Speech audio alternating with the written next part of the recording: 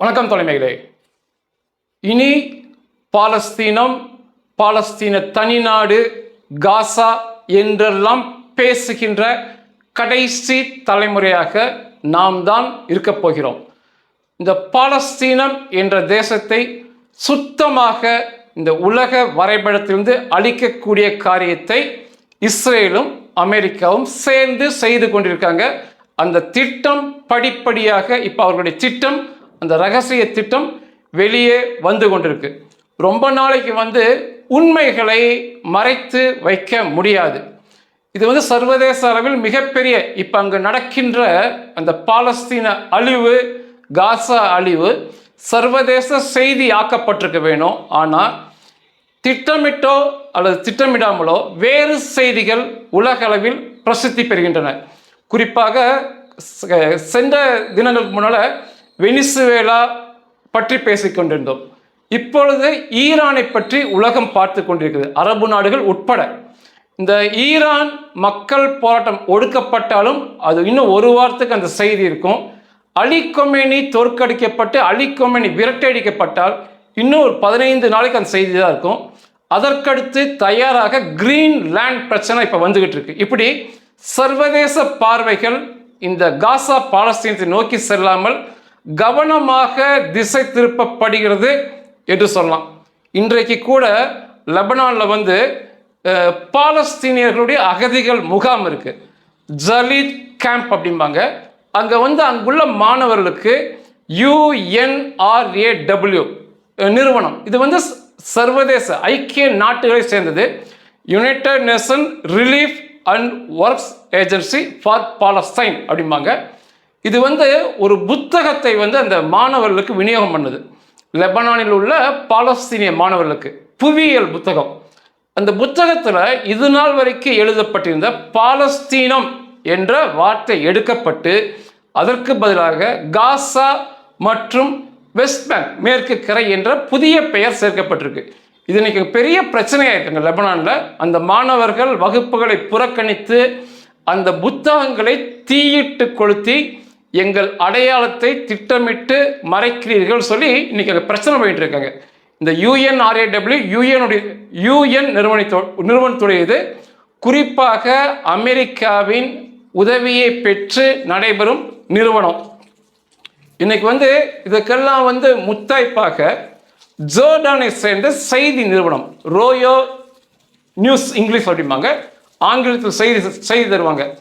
அவங்க ஒரு பூகம்பத்தை போன்ற ஒரு கட்டுரை இன்னைக்கு வெளியிட்டிருக்காங்க. இந்த சண்டை நிறுத்தம் இஸ்ரேலுக்கும் ஹமாஸுக்கும் வந்த பிறகு அக்டோபர் 10 வந்துச்சு, கரெக்டாக 90 நாள் ஆயிருக்கு சரியா. இந்த 90 நாளில் 2500 கட்டிடங்களை தரை மட்டம் பண்ணியிருக்கிறாங்க இஸ்ரேலியர்கள் காசாக்குள்ள. 2500 வீடு அல்ல, 2500 பெரிய கட்டிடங்களையே தரை மட்டம் பண்ணி காமிச்சிருக்காங்க. இந்த சண்டை நிறுத்தம் வந்த பிறகு அதுக்கப்புறம் ஹமாஸ் பெரிய அளவில் எந்தவித சண்டையும் போடல. ஒரு சில தாக்குதல் தவிர வேற ஒன்றும் பெருசாக நடக்கல. சண்டை நிறுத்தத்தில் சொல்லியபடி அனைத்து பிணை கைதிகளையும் ஒப்படைச்சிட்டாங்க. ஒரே ஒரு சடலத்தை தவிர வேற ஒன்றுமே ஹமாஸ் கைவசம் இல்லை. ஆனாலுமே 2500 கட்டிடங்களை தரைமட்டம் பண்ணி காமிச்சிருக்காங்க. நியூயார்க் டைம்ஸ்லேருந்து அந்த கட்டுரையை எடுத்து எழுதியிருக்கிறாங்க.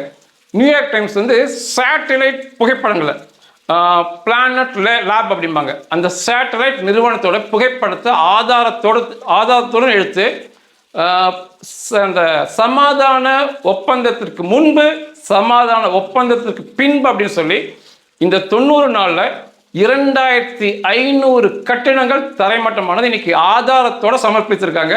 யாருமே அதை பற்றி அந்த பக்கமே இந்த செய்திகள் போல, யாருடைய பார்வைகளும் அங்கே போல. இந்த 2500 கட்டடமுமே காசா இப்போ 2ஆ பிரிக்கப்பட்டிருக்கு. பாதி காசா இஸ்ரேல் வசம் இருக்கு, மீதி காசா ஹமாஸ் வசம் இருக்கு. இந்த இஸ்ரேல் வசம் இருக்கிற காசால தான் இந்த 2500 கட்டடங்களில் 90% தரை மட்டமாக்கப்பட்டிருக்கு. மீதம் 10% இந்த ஹமாஸ் வசம் உள்ள காசால அந்த எல்லை பகுதியில், இஸ்ரேல் இருக்கும் எல்லை பகுதியில் அது 10% தரை மட்டம் பண்ணி காமிச்சிருக்கிறாங்க. இது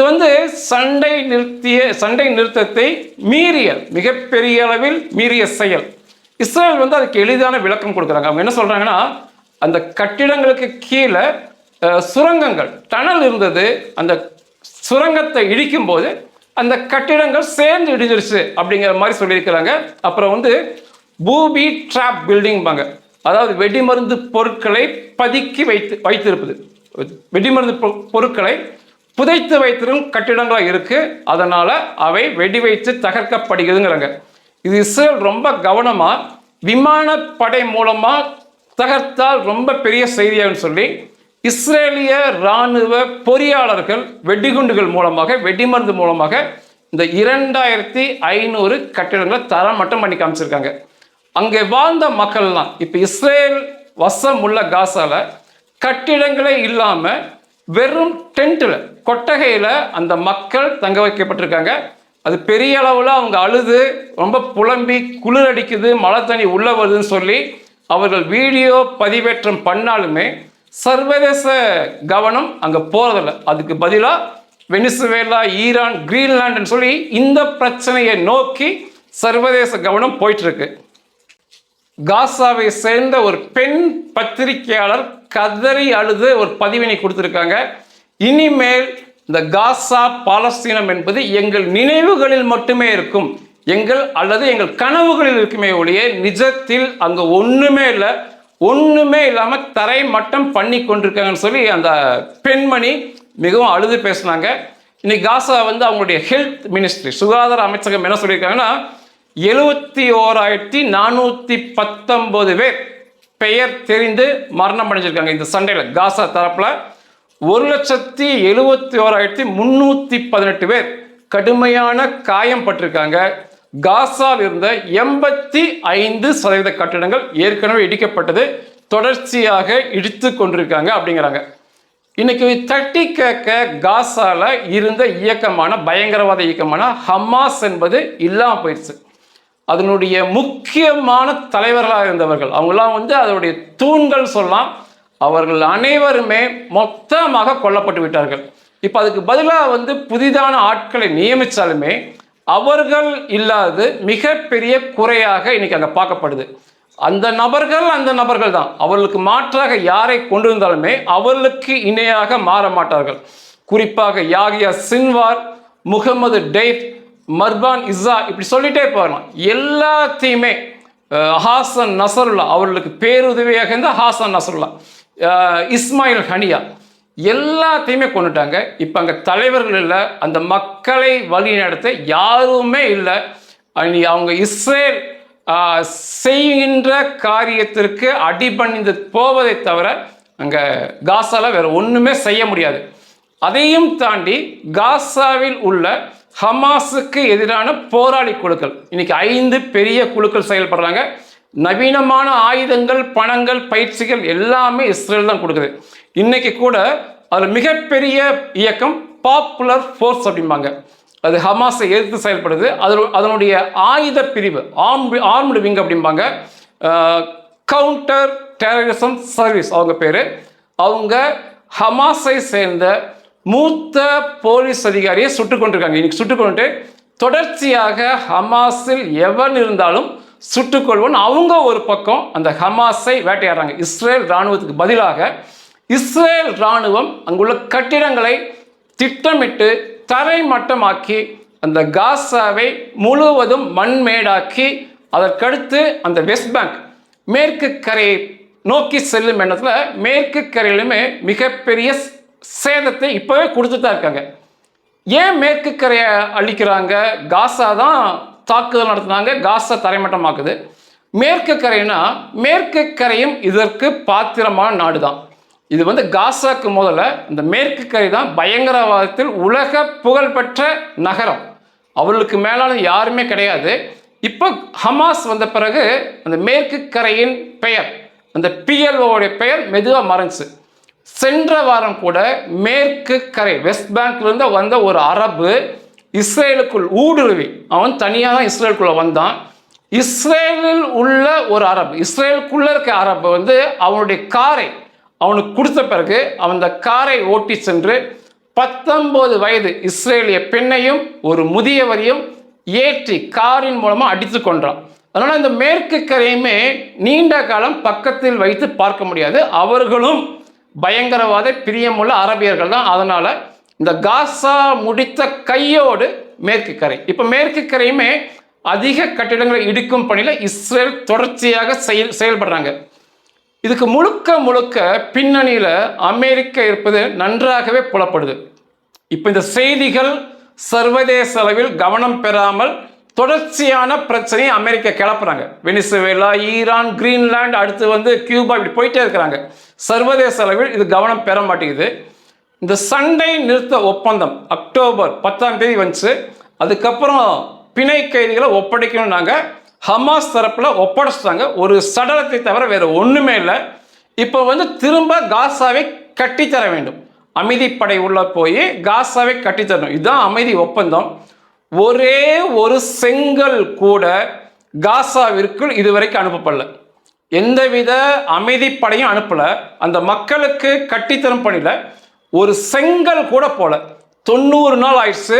அவங்க என்ன சொல்கிறாங்கன்னா, நாங்கள் சொன்னதுபடி பிணை கைதிகளை ஒப்படைச்சிட்டோம், தேடி பிடிச்சு சடலங்களை கூட ஒப்படைச்சோம். ஆனால் ஒற்றைக்கு ஒரு செங்கல் கூட இங்கே காசாவை புதுப்பிக்கும் பணியில் ஈடுபடலங்கிறாங்க. இது அமெரிக்கா முழுக்க முழுக்க இந்த திட்டத்தை, பாலஸ்தீனத்தை அழிக்கும் திட்டத்தில் அமெரிக்கா இருப்பது நன்றாகவே தெளிவாக புலப்படும். என்னென்னவோ அமெரிக்கா தலைமையில் பேசினாங்க. சர்வதேச அமைதிப்படை உள்ள வந்துடும், காசா ஒரு சுற்றுலா நகரமாக கட்டப்பட்டு மிளிரும், அந்த சுற்றுலா மூலமாக ஏகப்பட்ட வருமானம் காசாக்கு வரலாம் சொன்னாங்க. ஆனால் ஒரு செங்கல் கூட போல அந்த மக்களுக்கான உணவுப் பொருட்கள், இப்போ இந்த காசாவில் இருக்க மக்களுக்கான உணவுப் பொருட்கள் அது மொத்தமாக போகிறதில்ல, பத்தியும் பத்தாமையும் உள்ள அனுப்பிட்டு இருக்காங்க. வேறு எந்த நிவாரணமும் அந்த மக்களுக்கு சென்றடையவில்லை. ஏன் அப்படின்னு யோசித்தா இதுக்கு பின்னாலுமே மிகப்பெரிய திட்டம் ஒன்று இருக்குது. டைம்ஸ் ஆஃப் இஸ்ரேல் 3 தினங்களுக்கு முன்னால் ஒரு கட்டுரை எழுதியிருக்காங்க. அவங்க என்ன எழுதியிருக்காங்கன்னா, மார்ச் மாத தொடக்கத்திலிருந்து மிகப்பெரிய தரை வழி தாக்குதல் இஸ்ரேல் ராணுவம் காசா மீது மீண்டும் மேற்கொள்ளும். மார்ச் தொடக்கத்திலிருந்து.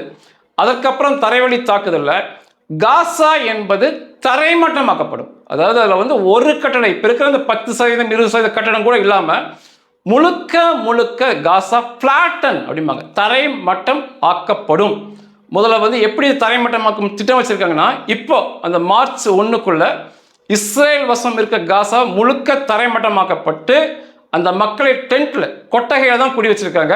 வச்சுட்டு மார்ச் மாதம் தரைவழி தாக்குதலை ஆரம்பிக்கும் போது அந்த ஹமாஸ் வசம் உள்ள காசாவில் உள்ள மக்களை, அரபு மக்களை, நீங்கள் எல்லாம் இஸ்ரேல் வசம் உள்ள காசாவுக்கு வாங்க, டென்ட்டில் தங்குங்கன்னு சொல்லி அந்த மக்களை முழுவதும் கொண்டு இங்கே டென்ட்டில் தங்க வச்சு அந்த காசாவில், ஹமாஸ் வச காசாவில் முழுக்க தரைவழி துருப்புகள் இஸ்ரேல் இராணுவம் உள்ளே நுழைந்து தரை மட்டம் ஆக்குவார்கள். முற்றாக இந்த ஹமாஸில் இருக்க மிச்ச மீதிய கொல்வார்கள்.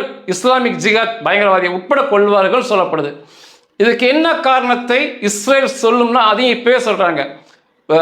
இதெல்லாம் பிணை கைதிகள்லாம் ஒப்படைச்சிட்டாங்க, அதெல்லாம் உண்மைதான். ஒரு சடலம் தான் இருக்குது, அது ஒன்றும் பிரச்சனை இல்லை. ஆனால் ஆயுதம் களைய வேண்டும். ஹமாஸ் ஆயுதத்தை ஒப்படைக்க வேண்டும். ஆனால் ஹமாஸ் ஆயுதம் ஒப்படைக்கவில்லை என்ற காரணம் சொல்லி தரைவழி தாக்குதலை மார்ச் 1 ஆரம்பிப்பாங்கன்னு சொல்லப்படுது. ஒருவேளை ஹமாஸ் ஆயுதத்தை ஒப்படைக்கிறேன்னு சொன்னாலும் அது சர்வதேச அளவில் செய்திகளை ஆக்காமல் திட்டமிட்டு ஹமாஸ் ஆயுதத்தை ஒப்படைக்கவில்லை, ஆதலால் அந்த காசாக்குள்ள நாங்கள் போகிறோன்னு சொல்லி அந்த மக்களை இங்கே டென்ட்டில் தங்க வச்சு மீதம் 50% காசாக்குள்ள நுழைந்து அங்குள்ள கட்டிடங்களை தரைமட்டம் பண்ணி கடைசி ஹமாஸ் வரைக்கும் கொள்வார்கள் என்று சொல்லப்படுது. இந்த இறுதி போர் மிக கொடூரமானதாக இருக்கும் வர மார்ச் மாதம். ஏன்னா இத்தனை நாள் கொஞ்சம் தயங்கி வான்வழி தாக்குதலை இஸ்ரேல் நடத்தினாங்க. நீங்கள் பார்க்குற மிக பிரம்மாண்டமான தாக்குதல் அழிப்பு எல்லாமே தயங்கி தான் நடத்தினாங்க. ஏன்னா பிணை கைதிகள், இஸ்ரேல் பிணை கைதிகள் அங்கே தான் இருந்தாங்க. அதனால் கொஞ்சம் தயக்கம் இருந்துச்சு. இப்போது எந்த பிணை கைதிகளும் அங்கே இல்லை, எதுவுமே காசாவில் இல்லை. அதனால் முழுக்க துணிச்சலுடன் வான்படை, இஸ்ரேலுடைய விமானப்படை, இஸ்ரேலுடைய கப்பற்படை, இஸ்ரேலுடைய தரைப்படை உள்ளே நுழைந்து அந்த காசாவை தரைமட்டமாக்கி எல்லாத்தையும் கொல்ல போகிறாங்க ஹமாஸ் பிற பயங்கரவாதிகளை. இன்னைக்கு வரைக்கும் நம்ம இஸ்ரேலுடைய கப்பற்படை தாக்குதலை பார்க்கல. இஸ்ரேல் கப்பற்படை மிக வலுவான கப்பற்படை. அதிலிருந்து வருகின்ற ஏவுகணைகள் மிக குண்டுகள் எல்லாமே மிகப்பெரிய சேதத்தை விளைவிக்கும். வர மார்ச் 1 அதையும் நம்ம பார்க்கத்தான் போகிறோம். மிக பெரிய தாக்குதலை நடத்துவாங்க. காசாவை தலைமட்டம் ஆக்கிடுவாங்க. சரி, அந்த காசா மக்களை என்ன பண்ண போகிறாங்க அப்படின்னா தான் அதுதான் இஸ்ரேல். அது மார்ச் 1 வரைக்கும் அந்த நேரம் தான் எடுக்கிறாங்க. அந்த இப்போ இஸ்ரேல் அங்கீகாரம் பண்ண சோமாலி லேண்ட் என்ற புதிய நாட்டை வந்து இஸ்ரேல் அங்கீகாரம் பண்ணியிருக்கிறாங்க. ஏற்கனவே இருந்த நாடு தான் சோமாலியிலிருந்து பிரிஞ்ச நாடு. உலக அளவில் இஸ்ரேல் தான் அங்கீகாரம் பண்ணியிருக்காங்க. அந்த நாட்டில் இங்கே உள்ள மக்களை, இந்த காசா கொட்டகையில் வாழும் மக்களை வலுக்கட்டாயமாக, பிரியத்துடன் வலுக்கட்டாயமாக அத்தனை காசா மக்களையும் கொண்டு சென்று அந்த சோமாலி லேண்டில் இறக்கி விட போகிறாங்க. அந்த சோமாலி லேண்டில் போய் இவங்க அகதிகள் என்ற போர்வையில் வாழ முடியாது. அகதிகள் என்ற போர்வையில் இருந்து கொண்டே உலக நாடுகள் வந்து பணம்லாம் வாங்க முடியாது. சிட்டிசன் ஆஃப் சோமாலி லேண்ட், சோமாலி லேண்டின் பிரஜைகள் அப்படின்னு சொல்லி அங்கே மாற்றப்படுவார்கள். இங்கே உள்ள அனைத்து மக்களும், காசாவில் உள்ள அனைத்து மக்களும். அதுக்கப்புறம் அந்த காசா வந்து முழுக்க தரைமட்டமாக்கின பிறகு அது இஸ்ரேலுடன் சேர்ந்து அது இஸ்ரேல், யூதேயா மற்றும் சமேரியாவாக மாறும். இவர்களை சோமாலி லேண்டில் கொண்டு போய் இறக்கலாம்னா தாராளமாக இறக்கலாம். இஸ்ரேல் மற்றும் பாலஸ்தீனம் இரண்டும் சேர்ந்தே 25,000 சதுர கிலோமீட்டர் தான். ஆனால் சோமாலி லேண்ட் என்பது 1,77,000 சதுர கிலோமீட்டர். இன்னைக்கு பாலஸ்தீனத்தில் என்ன மக்கள் தொகை இருக்கோ அவ்வளோதான் அங்கே இருக்காங்க. அதனால இந்த காசா மக்கள், மேற்கு கரை, மொத்த பாலஸ்தீன மக்கள், இஸ்ரேலை சுற்றி இருக்கும் பாலஸ்தீன அகதிகள் எல்லோரையுமே எடுத்து கொண்டு போய் சோமாலி லேண்டில் இறக்கிவிடலாம். அதற்கு மேலும் அங்கே இடம் இருக்கும். அதனால தான் திட்டமிட்டு இந்த சோமாலி லேண்டை தேர்ந்தெடுத்தது. முதல்ல சோமாலி லேண்டை அங்கீகாரம் பண்ணாங்க. 2 நாட்டு தூதரகமும் இரு தேசத்தில் தலைநகரில் திறக்கிறாங்க. சென்ற வாரம் இஸ்ரேலிய வெளியுறவுத்துறை அமைச்சர் கிதியோன் சார் அப்படிம்பாங்க, அவர் சோமாலி லேண்டில் தான் இருந்தார். சோமாலி லேண்டுக்கு சென்று அவர் என்னென்னலாம் வேணுமோ, என்னென்னலாம் அவங்க செய்யணுமோ அதையெல்லாம் அவருக்கு சொல்லி அவர்களுக்கு தேவையான, எதிர்காலத்துக்கு தேவையான பண உதவி, பொருள் மற்றும் தொழில்நுட்பம், இராணுவ பாதுகாப்பு எல்லாவும் தருவதாக பேசிட்டு வந்திருக்காங்க. ஆனால் கிதியோன் சார்ட்ட கேட்ட போது இந்த மக்களை பெயர்ப்பீர்களான்னுக்கு அதற்கான பதிலை சரியாக சொல்லாமல் நாங்கள் சிலவற்றை பேசினோம் அப்படிங்கிற மாதிரி முடிச்சுக்கிட்டாரு. சென்ற வாரம் கிதியோன் சார் அங்கே தான் இருந்தார். சோமாலி லேண்ட் என்பது சோமாலியாவிலிருந்து பிரிஞ்சு போனது. சனிக்கிழமை வந்து அந்த சோமாலியாவுடைய பாதுகாப்பு அமைச்சர், டிஃபென்ஸ் மினிஸ்டர் கொடுத்த பேட்டி தான் மிகப்பெரிய அளவில் யோசிக்க வச்சது.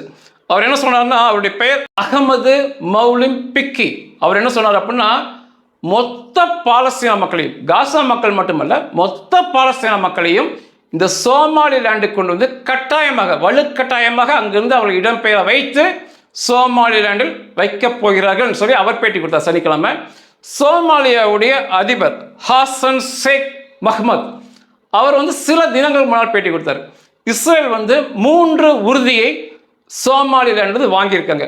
ஒன்று, இந்த மொத்த பாலஸ்தீன மக்கள், காசா மேற்கு கரை எல்லா மக்களையுமே நாங்கள் கொண்டு வந்து சோமாலி லேண்டில் இறக்கி விடுவோம். நீங்கள் உங்கள் பிரஜையாக நீங்கள் அவர்களை ஏற்றுக்கொள்ள வேண்டும். இது முதல் கட்டளை. இரண்டாவது, இஸ்ரேலுடைய இராணுவ தளம், மிலிட்ரி பேஸ் நாங்கள் அமைப்போம். இது இரண்டாவது கட்டளை. ஏன்னா இது ஹவுதிக்காக பண்ணுறது. மூன்றாவது, ஆபிரகாம் அக்கார்டு அப்படிம்பாங்க, ஆபிரகாம் உடன்படிக்கையில் நீங்கள் இணைய வேண்டும். இந்த 3 கட்டளை உறுதிமொழியை வாங்கிக்கிட்டு தான் அவருக்கு தேவையான அனைத்தும் செய்து கொடுப்போம் சொல்லி உறுதியளித்திருக்காங்க சொல்லி சோமாலியா அதிபரே சொல்லியிருக்காரு. இந்த பாலஸ்தீனிய காசா மக்கள் இங்கே வாழ்வதற்கு சோமாலி லேண்டில் போய் வாழலாம். அது ஒரு அழகான நாடு தான். ஆனால் என்ன ஒரு பிரச்சனைனா, உழைத்து வாழ வேண்டும். இத்தனை நாளைக்கு வந்து அவங்க அகதிகள் என்ற போர்வையில் பாலஸ்தீனத்தில் இருந்து கொண்டு ஐக்கிய நாட்டு சபையிலிருந்து எண்ணற்ற பொருளாதார உதவி அரபு நாட்டிலிருந்து வாங்கிட்டு இருந்தாங்க. இனி இந்த அகதிகள் போர்வையில் தான் அங்கே வாழ முடியாது. சோமாலிலாண்ட் சிட்டிசன் சொல்லி அங்கே இருந்து உழைத்து பிழைக்க வேண்டும். அது மிக முக்கியமானது. அதைவிட மிக முக்கியமானது, அங்கிருந்து தப்பித்து ஓடி வரவே முடியாது. சோமாலிலாண்ட் வந்து அதிகமாக கடலால் சூழப்பட்ட பகுதி. கடலில் குதித்து இவங்க வர முடியாது. ஏன்னா 3000 கிலோமீட்டருக்கு மேலே வரும். சோமாலிலாண்டில் கடலில் குதித்து அந்த பயங்கரவாத பாலஸ்தீன மக்கள் நீந்தி வரணும்னா 3000 கிலோமீட்டருக்கு மேலே நீந்தினா தான் இந்த காசா பக்கம் வர முடியும். அது நடக்காத காரியம். விமான வழியில் வரணும்னா 2500 கிலோமீட்டர் பயணிக்க வேணும். விமானமே இப்போ அங்கே இல்லை. அதுவுமே நடக்காத காரியம். சோமாலிலாண்டுடைய ஆட்கள் மிக கவனமாக கண்காணிப்பாங்க. அங்கே சென்று கொண்டு இந்த ஜிகாத்லாம் பண்ண முடியாது. புனித போர்லாம் பண்ணால் அவங்க அதை மீறிய ஆட்கள். சோமாலிலாண்டுடைய அந்த ஆப்பிரிக்க மக்கள் அதை மீறிய நபர்கள். அவங்ககிட்ட போய் நான் அந்த ஜிகாத் பண்ணுறேன், புனித போர்லாம் பண்ணேன்னா ஆளை இல்லாமல் பண்ணி விட்டுருவாங்க. அதனால் அந்த புனித போர் அங்கே பண்ண முடியாது. ஆக மொத்தம் அங்கிருந்து தப்பித்து இங்கே வர முடியாது. இந்த அகதின்னு சொல்லி இலவசமாக வாங்கி உடம்பை வளர்க்க முடியாது. உழைத்து பிழைக்க வேண்டும். சோமாலிலாந்து சிட்டிசனாக மாறிடுவாங்க. அந்த தொடக்கத்தில் சொன்ன போல பாலஸ்தீனம் என்பது இனி வருகின்ற நாட்களில் நினைவுகளிலும் கனவுகளிலும் இருக்கும். அதுவுமே கொஞ்சம் வருஷம்தான் இருக்கும். அதுக்கப்புறம் அந்த நினைவுகளிலும் கனவுகளிலும் இருக்காது. பாலஸ்தீனம் ஒற்றாக எடுக்கப்பட்டு அது அகண்ட இஸ்ரேலுடைய அன்றைய காலகட்டத்தில் யூதேயா சமேரியா அப்படியே மாற்றப்படும்.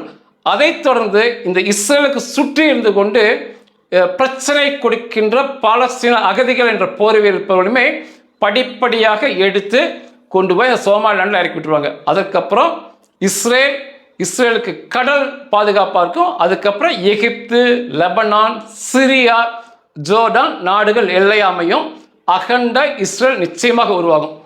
இதுதான் மிகப்பெரிய திட்டமாக அமெரிக்கா மற்றும் இஸ்ரேல் இணைந்து நடத்துகின்ற திட்டம். இது வெறும் பேச்சோடு இல்லை, இப்போ செயல்பாட்டில் நடந்துட்டு இருக்கு. நீங்கள் பார்க்கும்போது 94 2500 பெரிய கட்டடங்கள் இடிச்சு தள்ளிட்டாங்க. ஹமாஸ் ஆட்களை போராளிகள் என்ற போர்வையில் இஸ்ரேல் ஆதரவு பெற்றவர்கள் கொன்று குவிக்கிறார்கள். இஸ்ரேலையுமே கணிசமாக அரபு இருக்காங்க. அவங்களையுமே சூட்டாக அங்கிருந்து தூக்கி இந்த சோமாலிலாண்டு கொண்டு போகலாம். ஆனால் இஸ்ரேலுக்குள்ளே இருக்க அரபியர்கள் எல்லாமே கடினமாக உழைக்க வேண்டும். இஸ்ரேலுக்குள்ள இந்த அடித்தட்டு வேலையை செய்வர்கள் எல்லோருமே இஸ்ரேலில் உள்ள அரபுகள் தான் செய்வாங்க. யூதர்கள் முதலாளிகளாகவும் மிகப்பெரிய பதவியிலுமே இருப்பாங்க. இஸ்ரேலுக்குள்ள முழுக்க அடித்தட்டு வேலைகள் எல்லாமே கடைநிலை ஊழியர்கள் எல்லாமே இஸ்ரேலுக்குள் இருக்கும் அரபுகள் தான். அதனால் அவர்களை இப்போதைக்கு மாற்ற வேண்டிய அவசியம் அவங்களுக்கு இருக்காது. ஆனால் அவங்க மனசுல இனிமேல் பயம் இருக்கும். இப்போ பார்த்தீங்கன்னா மேற்கு கரையிலிருந்து வந்தவனுக்கு இஸ்ரேலுக்குள்ள இருக்க அரபு ஒரு காரை கொடுத்து இஸ்ரேல் பிரஜையை யூத பிரஜையை ஏற்ற வச்சான். அதை போன்ற காரியங்கள் இனிமேல் இருக்காது. ஏன்னா பயம் இருக்கும். ஏதாவது பிரச்சனை பண்ணால் கொண்டு போய் சோமாலிலாண்டில் இறக்கி விட்டுருவாங்கன்னு பயம் இருக்கனால கப் சிப்புன்னு இருந்துட்டு அந்த வேலையை மட்டும் செய்வாங்க. ஆனால் இது உண்மையாகவே மிகப்பெரிய ஆச்சரியம் அளிக்குது எனக்கு. பொதுவாக இப்படி ஒரு சிந்தனைலாம் யாருக்குமே வராது. அதாவது ஒருத்தங்க தாக்குதல் நடத்தினா திரும்ப சென்று ஒரு மிகப்பெரிய தாக்குதலை நடத்துவது தான் உலகத்திற்கு வழக்கமாக இருக்கும். ஆனால் எதிர்காலத்தை சிந்தித்து இந்த பயங்கரவாத பிரியம் உள்ள மக்கள் டெரர் பாப்புலேஷன் சுற்றி இருக்கும்போது நம்ம ஒரு நிம்மதியை வாழ முடியும்னு சொல்லி ஒரு புதிய நாட்டை 3000 கிலோமீட்டர் தாண்டி உருவாக்கி, அதுவுமே அந்த நாடு இவர்கள் சொல்வதை கேட்பது போல உருவாக்கி, அதுவும் அந்த நாட்டில் மிகப்பெரிய நிலப்பரப்பு இருப்பதை போல பார்த்து கொண்டு, அதுவுமே அங்கே போய் இந்த மக்கள் ஜிகாத் பண்ணாதது போல அதைவிட வன்முறை மக்கள் அவங்களாம். அப்போ அதை போன்ற நாட்டை தேர்ந்தெடுத்து இவர்களை அனுப்பிவிடுவது, அந்த பகுதியை தரைமட்டம் பண்ணுவது எல்லாமே உண்மையாகவே out of the box thinking. இதுதான் சராசரியை தாண்டிய சிந்தனைகள். இதெல்லாமே இஸ்ரேலியர்களுக்கும் மற்றும் இந்த மொசாத்துக்குமே உரித்தானது. ஆனாலுமே இதுதான் மிக சரி. நெத்தனியாகு பதிவு பண்ண கடைசி சொல்லிக்கிறேன். இந்த பாலஸ்தீனம் என்பது இல்லாமல், இந்த பயங்கரவாத பாலஸ்தீனம் இல்லாமல் இருப்பது தான் இஸ்ரேலுக்கும் நல்லது, உலகத்திற்கும் நல்லது. உலகம் அமைதியாக இருக்க வேண்டும் என்றால் இந்த பயங்கரவாத பிரிய மக்களை அங்கிருந்து எடுத்து இந்த போன்ற சோமாலி லேண்ட் சிட்டிசனை மாற்றுறது தான் மிகச்சரி. இவர்கள் பாலஸ்தீனியர்கள் என்ற போர்வில் இருந்தாங்கன்னா உழைக்காமல் அகதிகள் என்று இருந்து கொண்டு சும்மா எல்லா காசையும் உணவும் வாங்கி தின்று கொளுத்து எப்பொழுதும் பயங்கரவாத சிந்தனை பயங்கரவாதத்தையே பண்ணிட்டு இருப்பாங்க. அப்போ இதுதான் மிக சரியானது அப்படின்னாரு நெத்தனியாகு சொல்றது மிக சரியான ஒன்று. நன்றிகள்.